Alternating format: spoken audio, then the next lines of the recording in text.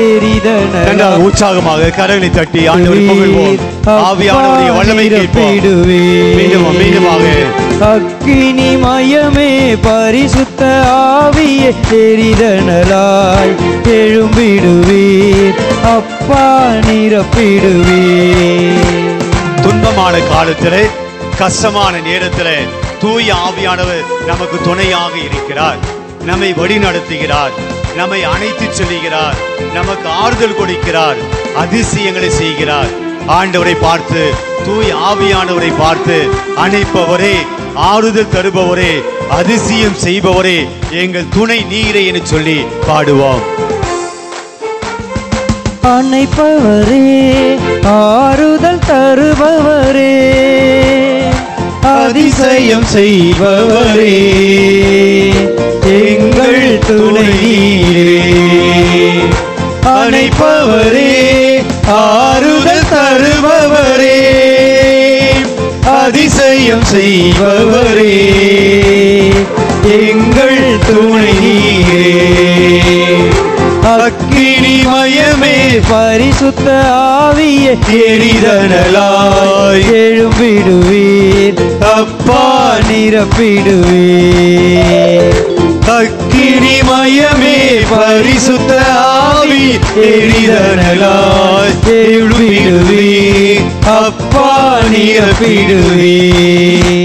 நம்முடைய வாழ்க்கையில கஷ்டங்கள் வருகிற போது, வேதனைகள் வருகிற போது, துன்பங்கள் போராட்டங்கள் வருகிற போது நம்முடைய மனமெல்லாம் கலங்கி போகிறது, நாம் உடைந்து போகிறோம்.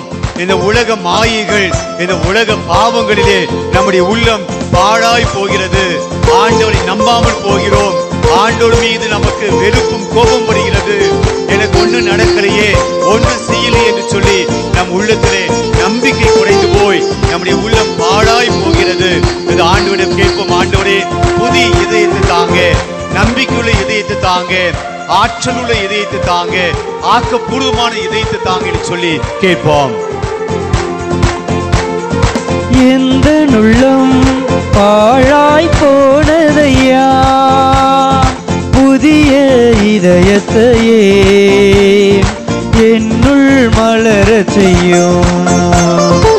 எந்த உள்ளம் பாழாய் போனதையா, புதிய இதயத்தையே என்னுள் மலர செய்யும். அக்கினி மயமே பரிசுத்த ஆவியே எரிதனலாய் எழும்பிடுவீர் அப்பா நிரப்பிடுவீர். சேர்ந்து அக்கினி மயமே பரிசுத்த ஆவியே எரிதனலாய் எழும்பிடுவீர் அப்பா நிரப்பிடுவீர். நம்மை அபிஷேகம் செய்யக்கூடிய கடவுள், நம்மை ஆசீர்வதிக்கக்கூடிய கடவுள், தூய ஆவி நம்மீது பொழியக்கூடிய கடவுள் ஏதோ நம்முடைய மத்தியிலே வந்திருக்கிறார். அபிஷேக முத்திரை ஆண்டவரே, தாழ்ச்சியாய் வாழ்ந்திடவே அன்பாய் வழிநடத்தும் என்று சொல்லி பாடுவோம். அபிஷேக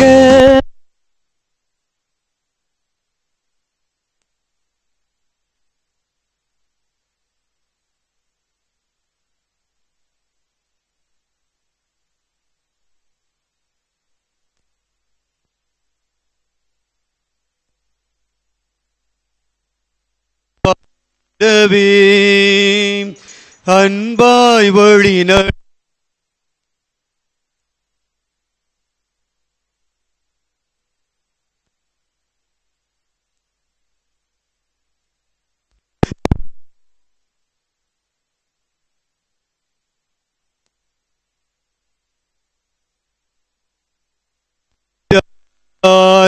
எழும்பிடுவீர் அப்பா நீர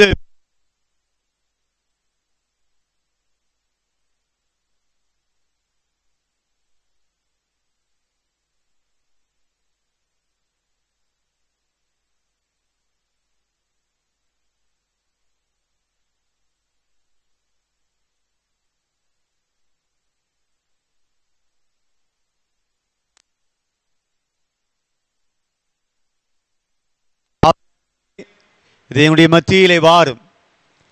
இயேசுவின் மீது யோர்தான் நதியிலே அவர் மீது இறங்கியவரே, யோர்தான் நதியிலே இயேசுவின் மீது இறங்கி வந்த ஆவியானவரே, ஏதோ எங்கள் மத்தியிலே வாரும்.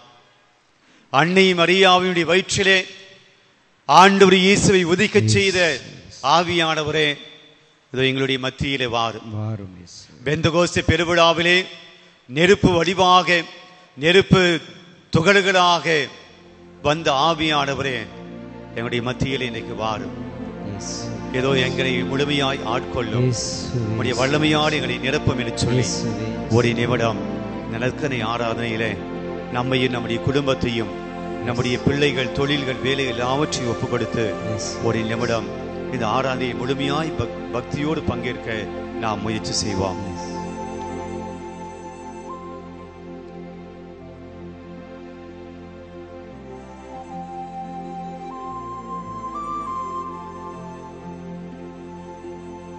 அமர்வோம்.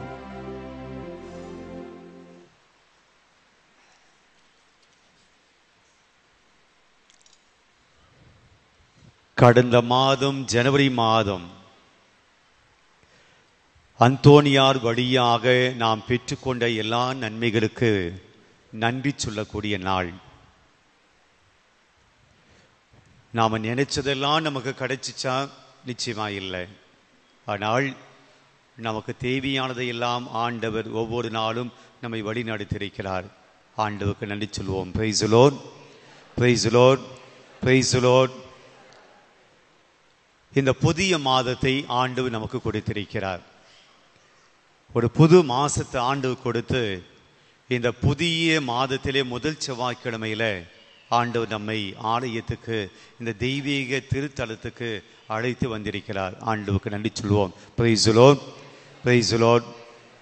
இன்றைக்கு இந்த புதிய மாதத்தில் இந்த முதல் செவ்வாய்க்கிழமையில நற்கருணை ஆண்டவர் நம்முடைய மத்தியில் வந்திருக்கிறார். நம் எல்லோருக்கும் இன்றைய திருப்பலி வாசகம், நற்செய்தி வாசகத்தின் வழியாக நம்முடைய வாழ்க்கைக்கு தேவையான சில பல செய்திகளை நமக்கு தருவதாக நாம் பார்க்கிறோம். இன்றைய வாசகம், நற்செய்தி வாசகம் ரொம்ப நமக்கு பழக்கமான, நாம் படித்திருக்கிற, நிறைய தடவை கேட்டிருக்கக்கூடிய ஒரு வாசகம்தான்.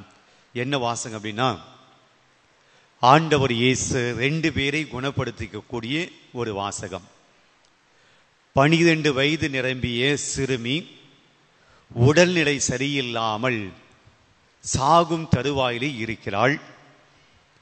அவருடைய தந்தை ஒரு தொழுகை கூடத்தினுடைய தலைவன். தொழுகை கூட தலைவன் அந்த சிறுமியினுடைய தந்தை இயேசுவிடம் வருவார். இயேசுனுடைய காலில் விழுந்து பணிந்து மிகவும் வருந்தி, என் பொண்ணை காப்பாத்துங்க, என்னுடைய மகள் சாகும் தருவாயில் இருக்கிறாள், இப்பவோ அப்பவோ என்று இருக்கிறாள், காப்பாத்துங்க என்று சொல்லி வந்து வேண்டுவார். இயேசு அவருடைய வீட்டுக்கு போகிற போது 12 ஆண்டு காலமாய் பெரும்பாடுபடுகிற, துன்பப்படுகிற பெண் ஒருவள் இயேசுனுடைய ஆடையை தொடுவாள். இயேசுனுடைய ஆடையை தொட்டால் நான் சுகமடைவேன் என்று சொல்லி நம்பிக்கையோடு இயேசுனுடைய ஆடையை தொடுவாள். அவள் சுகமடைவாள்.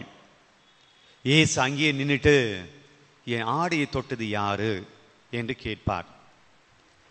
அங்கிருந்தவெல்லாம் சொல்லுவாங்க, எவ்வளவு பெரிய கூட்டம் உம்மை சுற்றி நெருக்கி கொண்டு வருது, இந்த நேரத்தில் என்னுடைய ஆடையை தொட்டது யாரும் கேட்குறீங்களே அப்படியெல்லாம் கூட இயேசுகிட்ட சொல்லுவாங்க. இல்லை இல்லை, என்னுடைய உடலில் இருந்து வல்லமை வெளியேறியதை நான் உணர்ந்தேன், யாரோ என்னை தொட்டாங்க, சுகமடைந்தார்கள். அப்போ அந்த பெண் வருவாள். அந்த அம்மாவை பார்த்து இயேசு சொல்வார், உன்னுடைய நம்பிக்கை உன்னை குணமாக்கிற்று, சுகமாக்கிற்று. அது நடந்து கொண்டு இருக்கிற போதே இந்த தொழுகை கூட தலைவனுடைய வீட்டிலிருந்து ஆட்கள் வருவார்கள். வந்து தொழுகை கூட தலைவனை பார்த்து சொல்லுவாங்க, உம்முடைய மகள் இறந்து போனாள், ஏன் போதகரை இன்னும் தொந்தரவு செய்கிறீங்க? அப்போ ஈசா அந்த தொழுகை கூட தலைவனை பார்த்து சொல்லுவார், யாயிர் அவனுடைய பெயரு, அவனை பார்த்து சொல்வார், நம்பிக்கையை விட்டுடாத, நம்பிக்கை விட்டுடாத, நம்பிக்கையை மட்டும் கைவிட்டு விடாதீர். நம்பிக்கையோடு இரு சொல்லிட்டு வீட்டுக்கு போவார். இறந்து போன சிறுமியினுடைய அருகாமையில் நின்று எல்லாரும் அழுது கொண்டிருப்பார்கள். இயேசு சொல்வாரு, ஏன் இந்த அமளி, ஏன் இந்த அழுகை? சிறுமி சாகவில்லை, சிறுமி இறக்கல. எல்லாரும் இயேசு பார்த்து கேலி பண்றாங்க, நகைக்கிறாங்க. இறந்து போனாங்க, இறந்து போயிட்டு அது போய் இறக்கல, தூங்குகிறாள். இயேசு சொல்ல, தூங்குகிறாள். நாம யாருடைய டெத்து வீட்டுக்கு போயிட்டு இறந்து போனவர்களே அழுது கொண்டிருக்கிறத பார்த்து ஏன் அழுகிறீர்கள், ஏன் இந்த அமளி, அவர் சாகலை தூங்கிட்டு இருக்காருன்னு சொன்னா நம்மளை பார்த்து என்ன சொல்லுவாங்க? ஏதாவது சொன்ன பரவாயில்ல, அடிக்கவே வந்துடுவாங்க.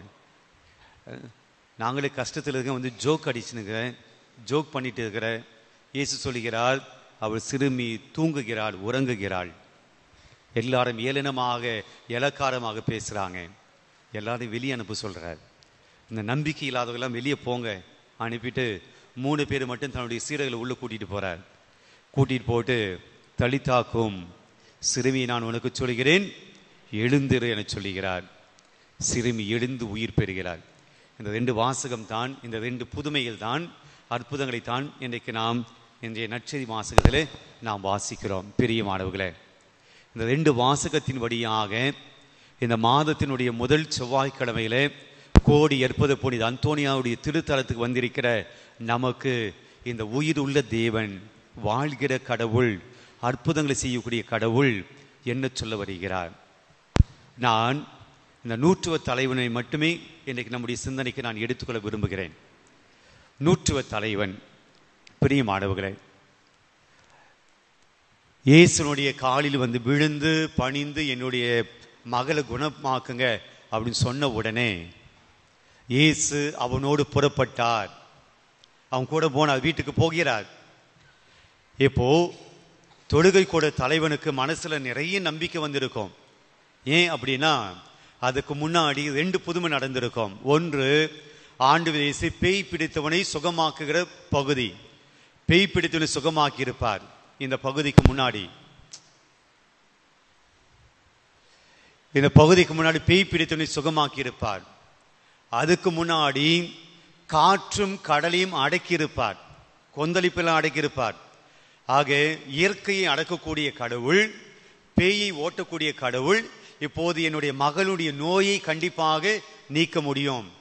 காற்றையும் கடலையும் அடக்கக்கூடிய கடவுளால், ஒரு பேய் பிடித்தவனை குணமாக்கிய கடவுளால் என் பொண்ணுடைய உடம்புல இருக்கக்கூடிய நோயை குணமாக்க முடியாதா? நீக்கிடுவார். ஆக இயேசு என் வீட்டுக்கு வந்துட்டாரு, என்னுடைய மகள் பிழைத்துக் கொள்வாள். நம்பிக்கையோடு புறப்பட்டிருப்பாங்க. இனிமே எனக்கு கவலை இல்லை, என்னுடைய மகள் நிச்சயமாக பிழைத்துக் கொள்வார், இயேசு அவளை குணமாக்கிடுவாங்க. அப்படி போகிற போது என்ன நடக்கிறது? நான் ஏற்கனவே சொன்னது போல இன்னொரு பெண் இயேசுனுடைய ஆடையை தொட்டு அந்த குணமடைந்து இயேசு அவளோடு பேசி அதெல்லாம் நடக்கிற போதே அந்த பெண்ணுடைய உயிர் பிரிந்து போகிறது.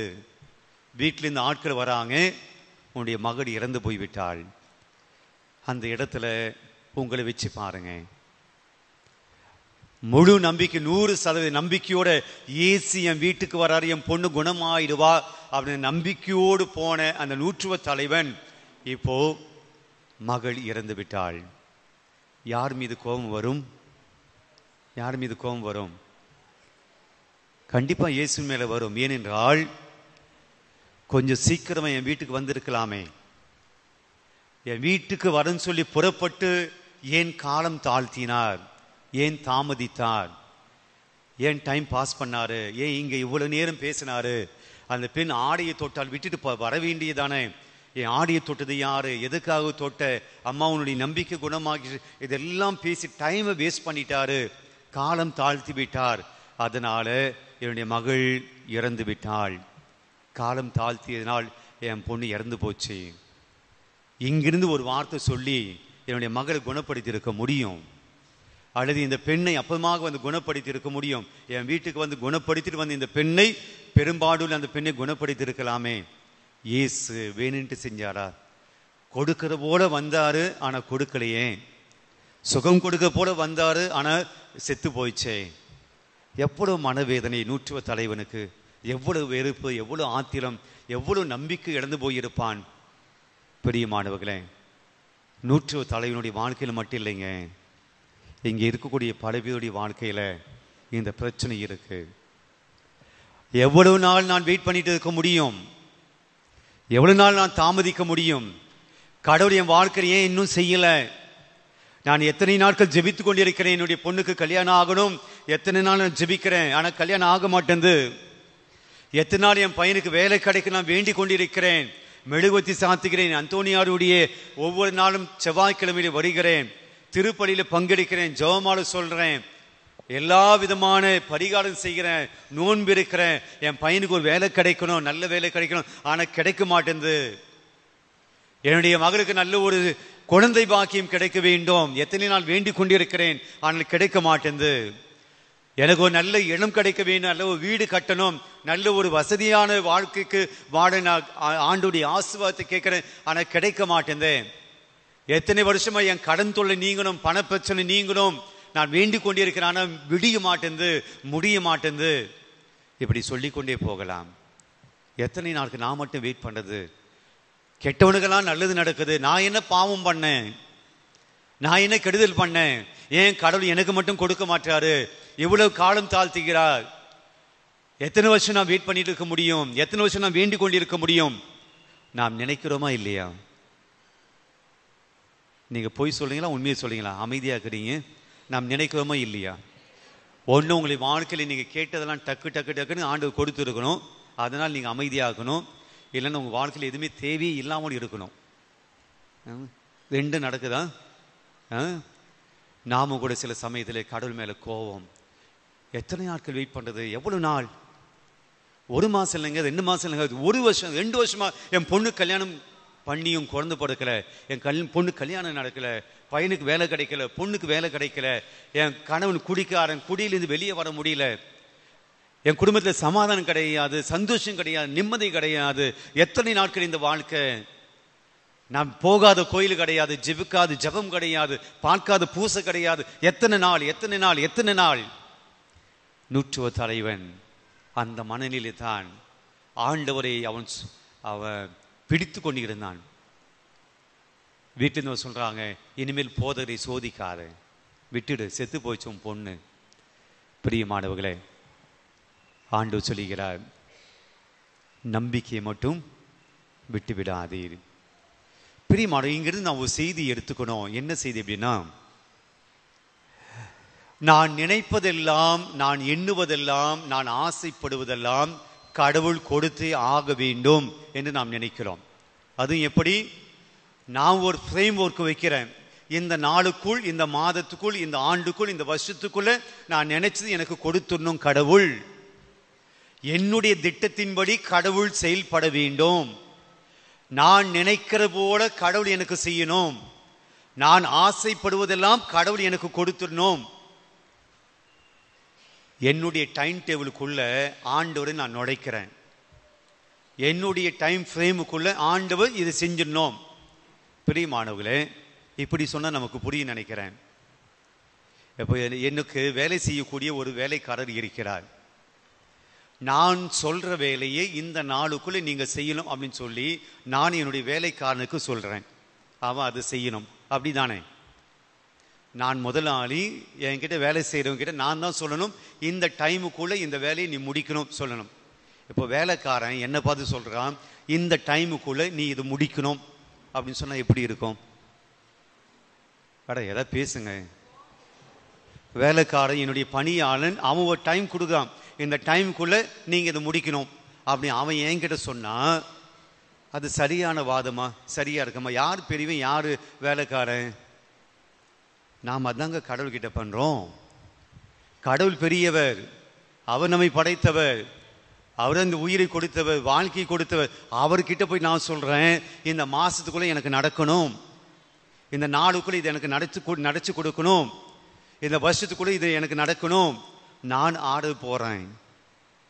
பிரியமானவர்களே, ஆண்டவர் சொல்லுகிறார், உன்னுடைய டைமுக்குள்ள என் நடக்காத, என்னுடைய டைமுக்குள்ள நீ வா, என்னுடைய திட்டத்துக்குள்ள நீ வா, வந்து பாரு.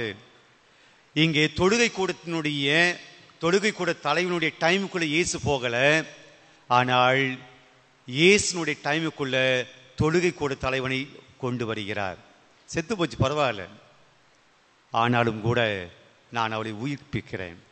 என்னுடைய பிளான் வேற, என்னுடைய திட்டம் வேற.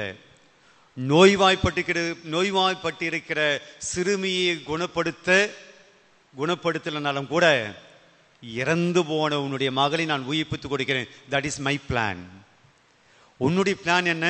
சாவறதுக்கு முன்னாடி வந்து குணப்படுத்திடு, அது உன்னுடைய பிளான். ஆனா என்னுடைய பிளான், முடிஞ்சு போனாலும் நான் என்னால் குணப்படுத்த முடியும். நீ என்னுடைய பிளானுக்குள்ள வந்து பாரு, என்னுடைய டைமுக்குள்ள நீ வந்து பாரு, என்னுடைய விருப்பத்தின்படி நீ வந்து பாரு. முடிஞ்சு போனதும் கூட உனக்கு துளிர்க்கும், செத்து போனது கூட உனக்கு உயிர்க்கும். பிரியமானவர்களே, பல சமயத்தில் இதைத்தான் மறந்து போகிறோம்.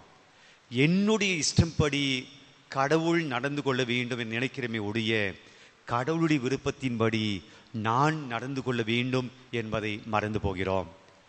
என்னுடைய விருப்பத்தின்படி கடவுள் கொடுப்பது கொஞ்சம், என்னுடைய விருப்பத்தின்படி கடவுள் கொடுப்பது கொஞ்சம்தான்.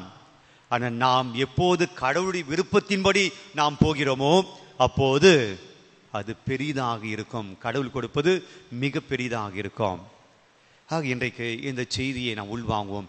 பல சமயத்தில் இது கேட்கறதுக்கு நல்லா இருக்கும், கடவுளுடைய ஃப்ரேம்குள்ளே, கடவுளுடைய நேரத்துக்குள்ளே நாம் போகலாம், கேட்கறதுக்கு நல்லா இருக்கும். ஆனால் துன்பங்கள் வருகிற போது, இழப்புகள் வருகிற போது, சோதனைகள் போராட்டங்கள் வருகிற போது, அவமானங்கள் வருகிற போது நாம் ஆண்டுடைய திட்டத்தை நாம் விட்டு விடுவோம். ஏன் எனக்கு, ஏன் என் குடும்பத்துக்கு, ஏன் என் மகனுக்கு, ஏன் என் மகளுக்கு, ஏன் என் கணவருக்கு, எனக்கு மட்டும் ஏன் கடவுளே, எனக்கு மட்டும் ஏன், ஊரில் இருக்க எல்லாம் நல்லா இருக்காங்க, எனக்கு மட்டும் ஏன் கடவுளே என்று நம்முடைய திட்டத்தின்படி கடவுள் செயல்படவில்லை என்று நாம் யோசிக்கிறோம், வருத்தப்படுகிறோம், கடவுள் மீது கோபம் கொள்கிறோம்.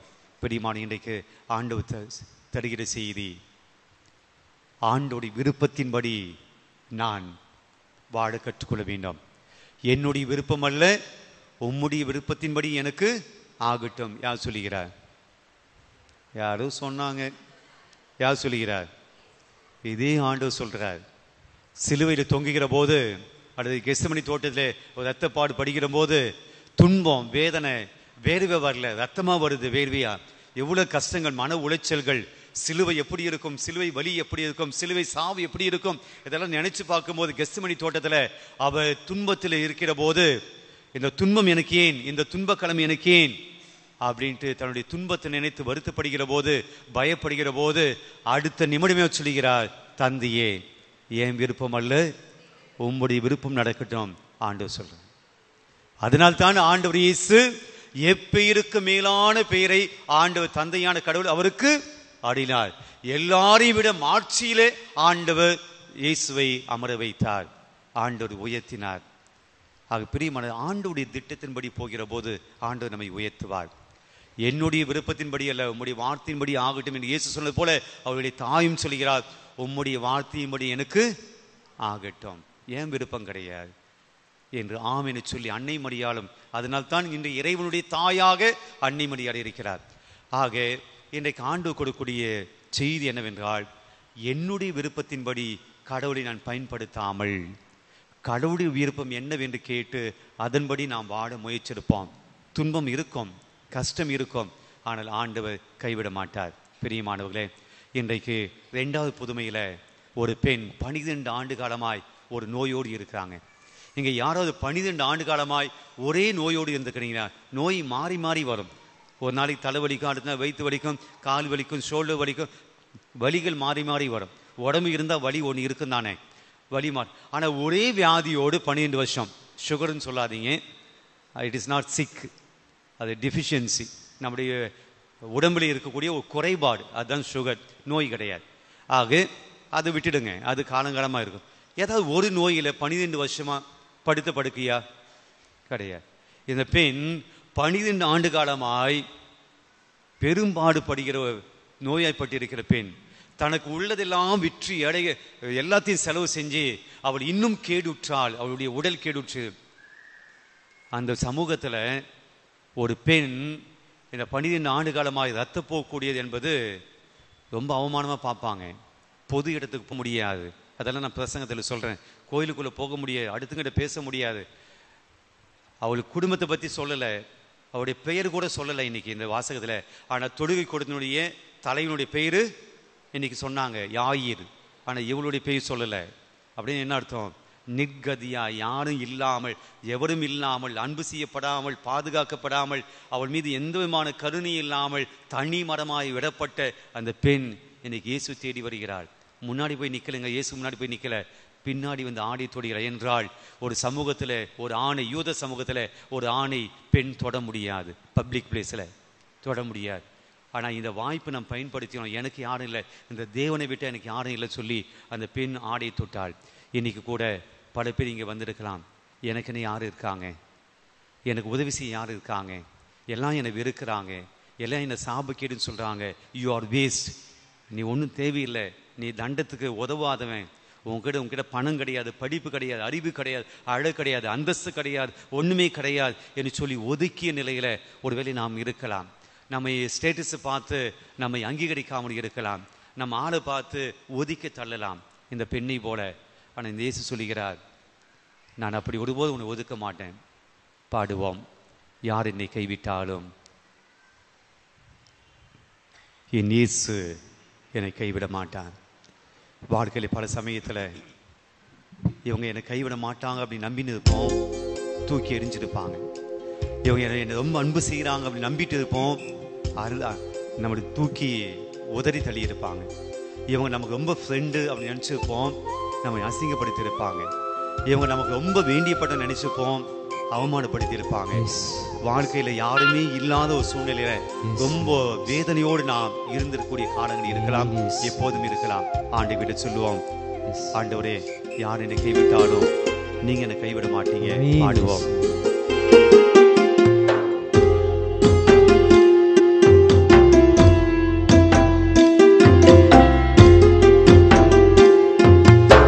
யார் என்னை கைவிட்டாலும் இயேசு கைவிட மாட்டார். யார் என்னை கைவிட்டாலும் இயேசு கைவிட மாட்டார். நம்பிக்கையோடு யார் என்னை கைவிட்டாலும் இயேசு கைவிட மாட்டார்.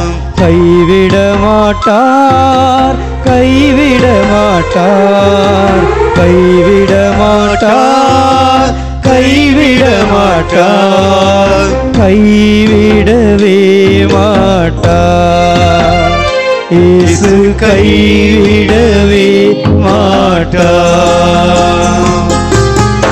யார் என்னை கைவிட்டாலும் இயேசு கைவிட மாட்டார்.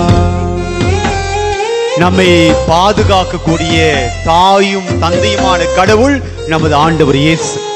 உன்னை விட்டு விலக மாட்டேன், உன்னை கைவிட மாட்டேன் என்று சொல்லி ஒவ்வொரு நாளும் நம்மை பாதுகாக்கக்கூடிய கடவுள், இந்த நூற்றுவ தலைவனுடைய தேவையை அறிந்து உதவி செய்த கடவுள், 12 காலமாய் பெரும்பாடுள்ள அந்த பெண்ணுக்கு உதவி செய்த கடவுள், ஏதோ இன்றைக்கு இந்த ஆலயத்திலே நற்கனை ஆராதனையிலே பங்கெடுத்துக் கொண்டிருக்கிற உன்னை பார்க்கிறார், உன் தேவையை பார்க்கிறார், உன்னுடைய கண்ணீரை பார்க்கிறார், உன்னுடைய கவலையை பார்க்கிறார், உன்னுடைய வேண்டுதலை கேட்கிறார். பாடுவோம்.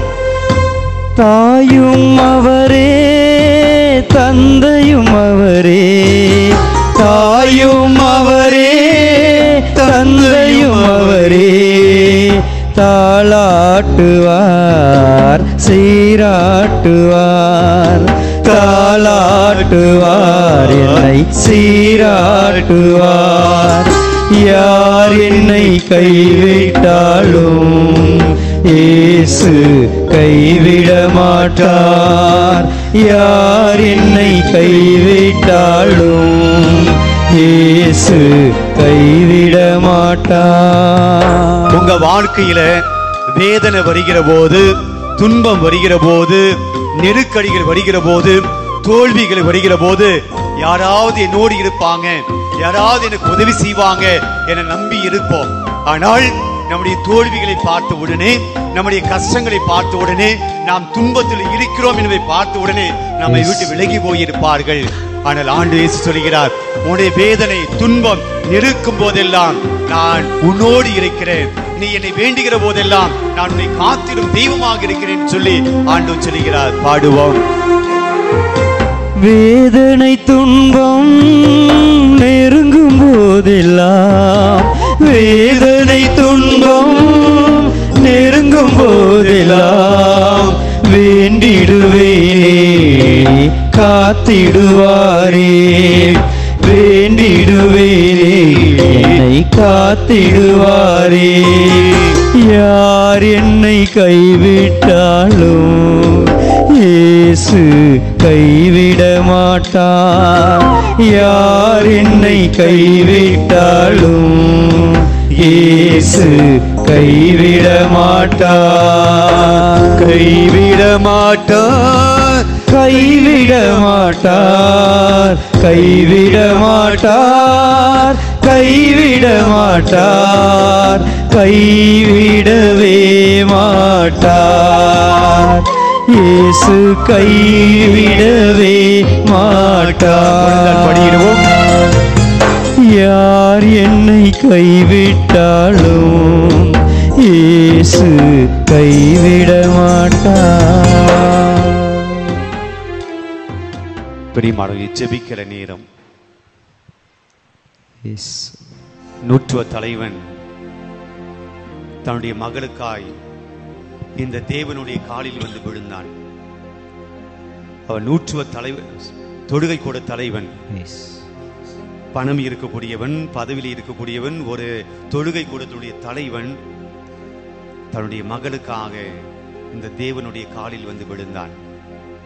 வருந்தி கேட்டுக்கொண்டான், கெஞ்சி கேட்டான், ஆண்டவரே என் மகளை குணப்படுத்தும். இந்த தேவன் நோய்வாய்ப்பட்டிருக்கிற போதே சென்று அந்த மகளை குணப்படுத்தல. ஆனால் இறந்த பின்பம் கூட அவளுடைய வாழ்க்கை முடிஞ்சு போச்சு, உயிர் போயிடுச்சு, இனிமேல் அவள் வாழ வாய்ப்பே கிடையாது, பிழைக்க வாய்ப்பே கிடையாது. ஆனால் அந்த மனிதன் இயேசுனுடைய காலில் விழுந்து வரிந்து கேட்டதனால், நம்பிக்கையோடு கேட்டதனால செத்து போன மகளையும் கூட உயிர்ப்பித்து தந்த தேவன் இந்த தேவன். அந்த அளவுக்கு வல்லமையுள்ள கடவுள் கடவுள்.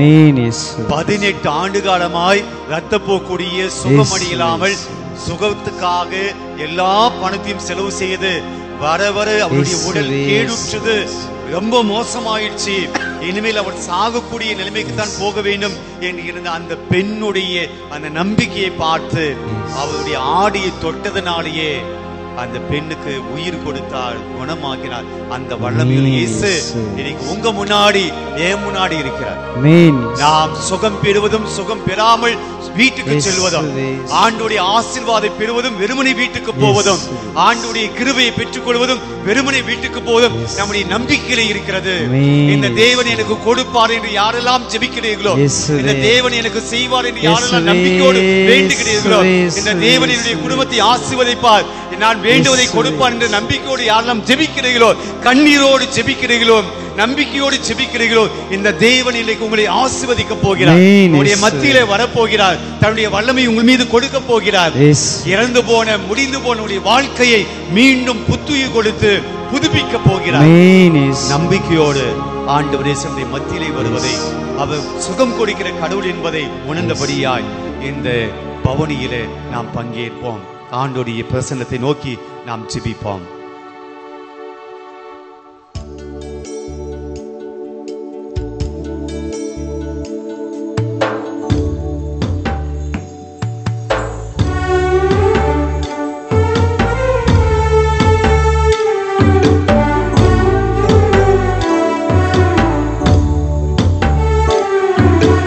இயேசுவே நீ தொட்டால் போதும்,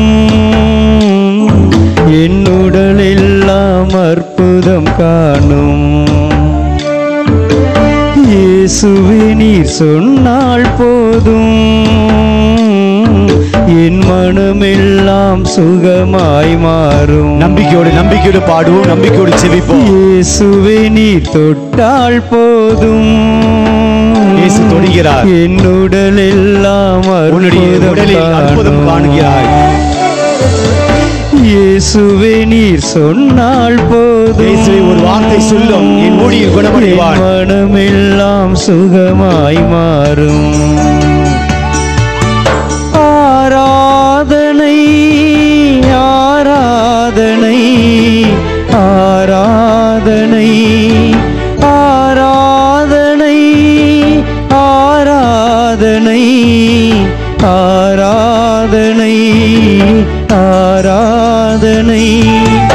இயேசுவே நீர் தொட்டால் போதும், என் உடலெல்லாம் அற்புதம் காணும். இயேசுவே நீர் சொன்னால் போதும், என் மனமெல்லாம் சுகமாய் மாறும்.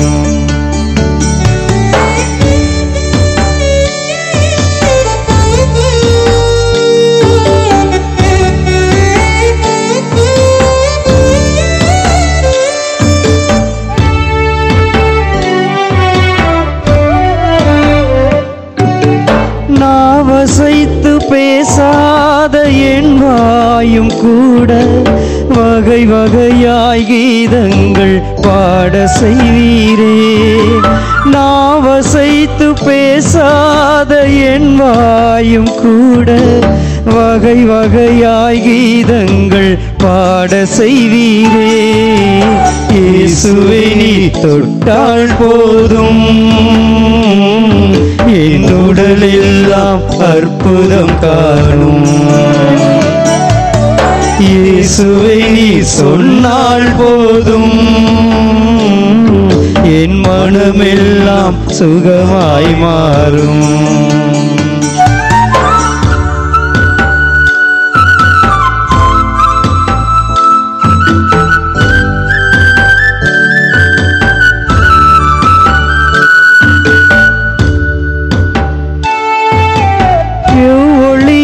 கேட்காத என் காதும் கூட அயராது உன் வார்த்தை கேட்க செய்வீரே. எவ்வொளியும் கேட்காத என் காதும் கூட அயராது உன் வார்த்தை கேட்க செய்வீரே. இயேசுவை நீர் தொட்டால் போதும், என் உடலெல்லாம் அற்புதம் காணும். இயேசுவை நீர் சொன்னால் போதும்,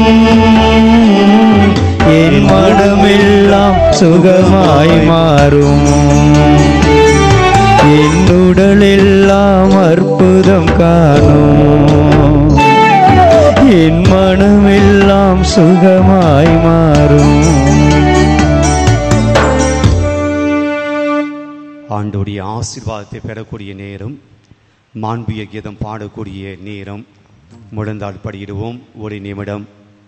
பிரியமானவர்களே, நீங்கள் நம்பிக்கையோடு வந்திருக்கிறீங்க.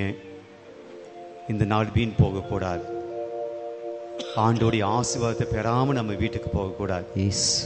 எப்படி நான் இயேசுனுடைய ஆடையை தொடுவேன், நான் சுகம் பெறுவேன், நான் வீட்டுக்கு போவேன், இந்த நம்பிக்கையோடு அந்த பெண் வந்தாலோ அதே போல நடந்ததோ இன்னைக்கு உங்க வாழ்க்கையிலும் அது நடக்கணும், நடக்கும்.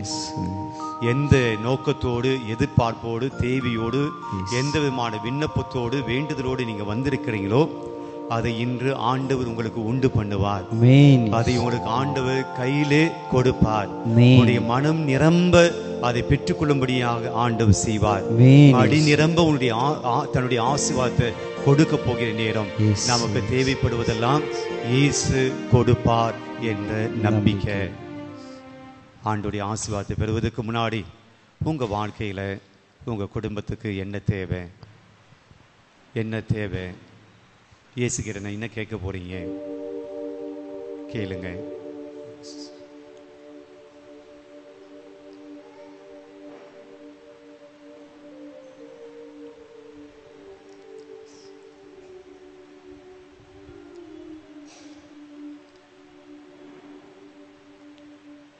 நம்முடைய விண்ணப்பங்களை ஆண்டவருடைய வல்லமையுள்ள கரங்களில் ஒப்பு கொடுத்து ஆண்டவரை புகழ்ந்து பாடுவோம். மாண்பியர் கீதம்.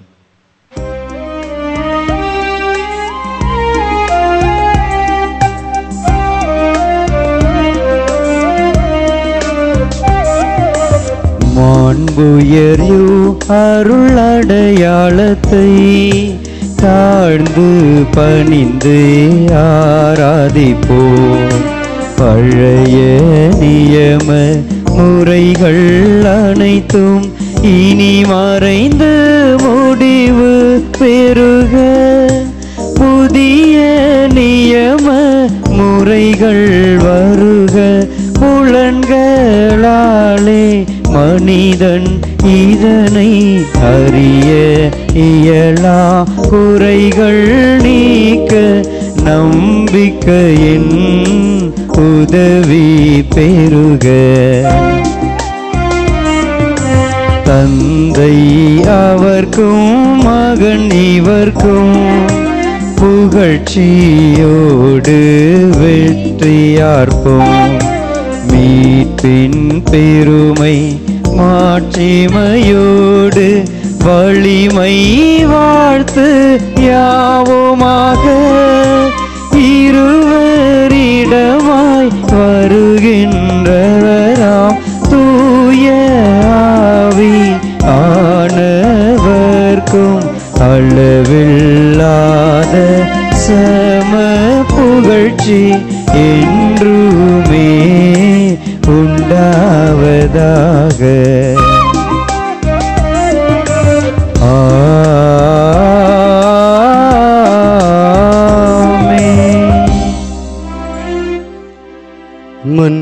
மன்றாடுவோமாக.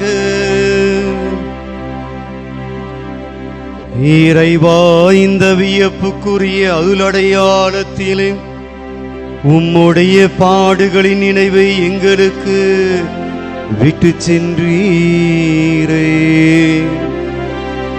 உம் திருவுட திரு ரத்தமாகியவற்றின் தூய மறைப்பொருளை வணங்கும் நாங்கள் உமது மீட்பின் பயனை இடைவிடாமல் துய்த்துணர்ந்து மகிழ அருள்வீராக.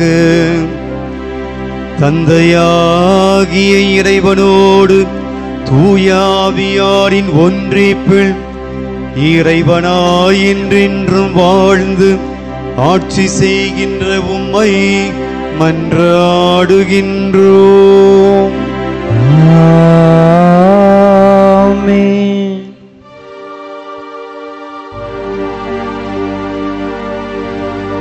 தடைகளை உடைத்தீரையா,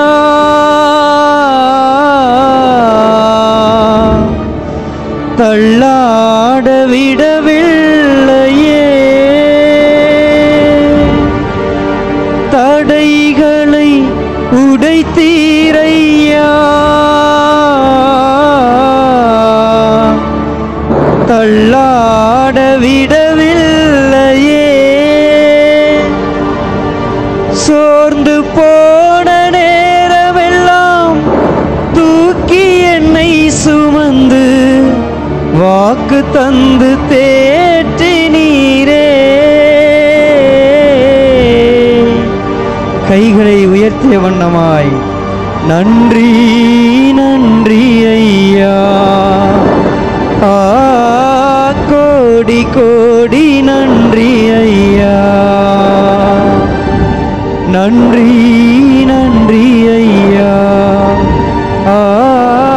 கோடி கோடி நன்றி ஐயா.